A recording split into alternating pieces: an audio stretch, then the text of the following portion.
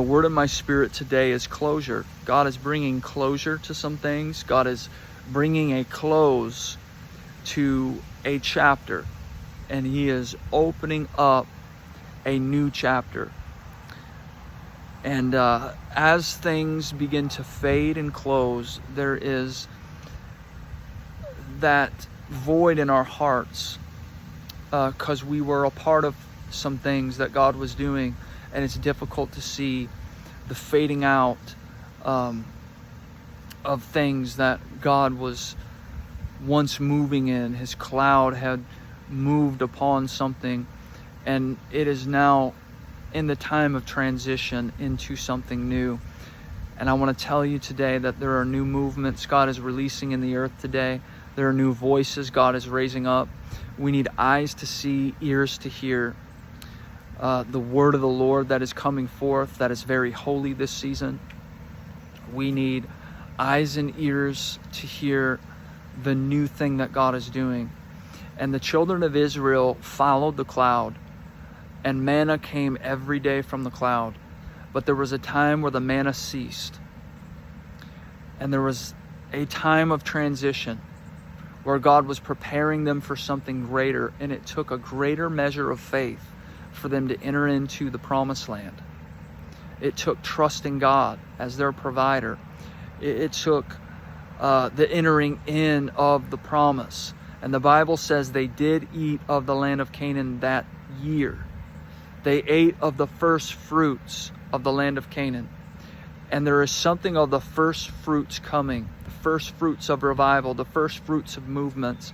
God desires for us to be on the cutting edge of what it is that He is releasing in the earth this season.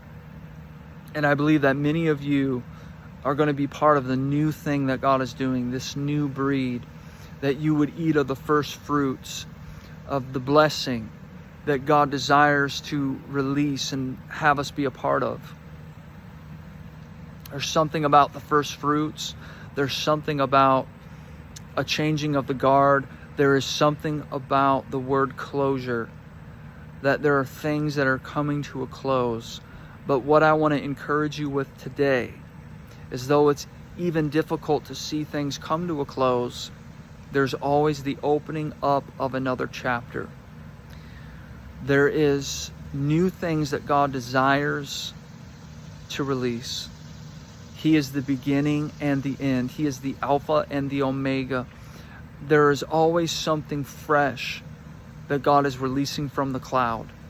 Even when we think we have God all figured out, there's always something fresh God is doing in our lives, that He is doing in the earth, that He is doing in the church. God is releasing new things.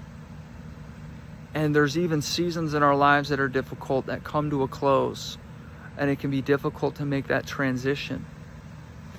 But there is greater things God has for us as we cross over into the new.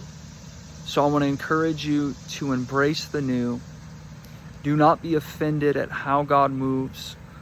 Do not be offended at not understanding some things that God is doing, because the Lord desires for you to be one that would feast on the first fruits of what it is that He is doing in the earth. And when we guard our hearts from offense, and we guard our hearts from the hurt of seeing some things fade and come to a close, God entrusts us with the new. So I encourage you today to embrace the new thing that God is doing, and to be one that would be willing and obedient, because you will eat of the fruit of the land.